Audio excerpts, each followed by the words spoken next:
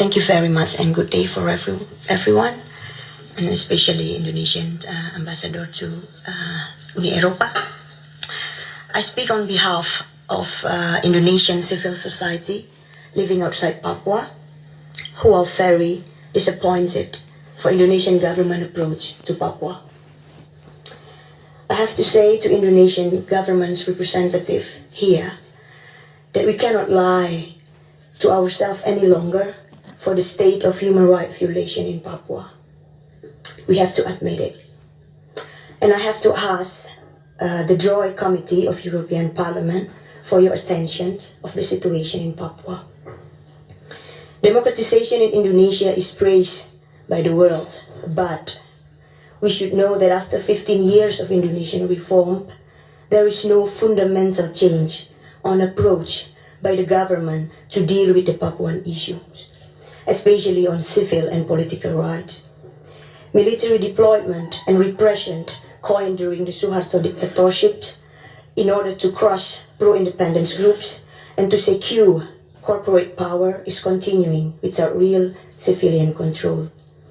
A peaceful dialogue as a means to negotiate and to find solution and compromise, as proclaimed by President Yudhoyono in 2010 and also he repeated in 2011 and proposed by many stakeholders in Papua, is less and less popular within Jakarta's administrations. For Jakarta, dealing with injustice and poverty in Papua is to eradicate often arbitrarily labeled pro-independence groups and dividing civil society through intelligence operations, dividing administrative regions against the law and the consents of the Papuan people, and pouring in money that spurs corruptions and benefits mostly elites and transmigrants.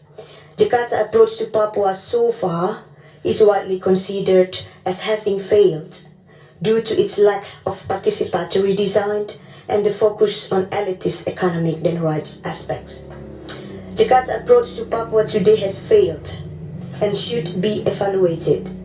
The approach is closely tied to the old development paradigm of seeing Papua people as enemy rather than family.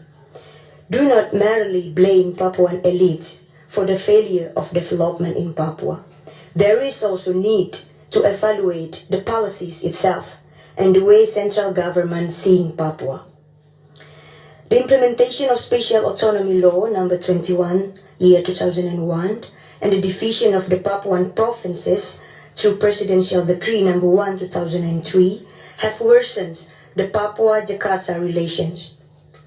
Without any participatory evaluations of the current policies, the government has formed the Unit for the Accelerations of Development in Papua and West Papua, or UP4B, in 2011, and later agreed to the suggestions of Lukas NMB, Papua Governor, to Special Autonomy Plus 2013, which merely means the expansions of the governor's authority.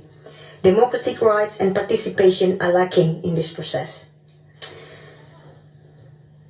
A solution to the conflict and violation in Papua can only be sustainable if it's drafted in consultations with the majority of the people, civil society organizations, religious and indigenous groups and leaders, legal provincial bodies such as MRP and DPRP. Until today, Papua crisis the resources richest provinces, but shows the highest poverty rates and the lowest human development index of the country. Jakarta claims that addressing the economic problem through infrastructure, health and education sector development would sufficiently address the grievances of Papuans. But however, the uncontrolled inflow of development project funds in the widely military-controlled province has only spurred corruptions and widened the gap between rich and poor. But all eyes are on eastern part of Indonesia nowadays, especially Papua, and Papua is the star. More investment are expected to go there through the latest economic investment scheme, the Master Plan for Acceleration and Expansions of Indonesian Economic Development, or MP3EI. The European Union, as Indonesia's fourth largest trading partner after Japan, China and Singapore, and as the second largest investor in Indonesian economy, is likely one of them, maybe. And for that, we need to push Indonesian government to have more political openness. Openness in a market economy should be followed by openness in political approach to conflict. Dialogue is very much still irrelevant since it's never started. EU support and pressure for dialogue is important. And in the meantime, military deployment should be evaluated and monitored. Special UN rapporteur should be able to pay visit. Human rights defender and journalists should be protected. Political prisoners should be freed. And ones who got very sick and mentally ill are priority. And the right to assemble and organize protest actions should be guaranteed, like in other parts of Indonesia. Jakarta is in a position of no or low interest to the proposed Jakarta-Papua dialogue for, I think, two reasons. The framework of NKRI or Indonesian unity not being negotiable, and an increasing climate hostile to human rights highlighted by the absence of fair investigation and trial to any human rights violation cases. I think Munir, the famous human rights violation cases, is the best examples of this backward approach.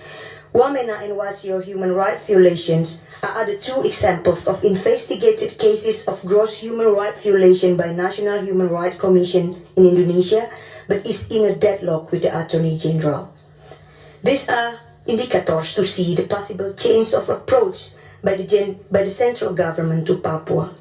Even though President Yudhoyono has in the past promised his support for a dialogue, these statements have so far not substantiated to a process that Papuans see progressing.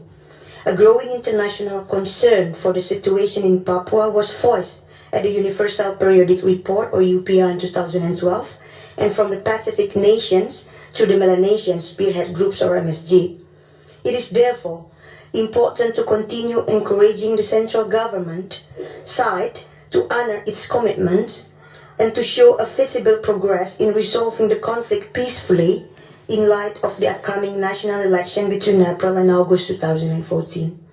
An end to human rights violations are the precondition to a peaceful and sustainable land of the conflict and in Papua that continue to cause the suffering of the civilians. Thank you very much.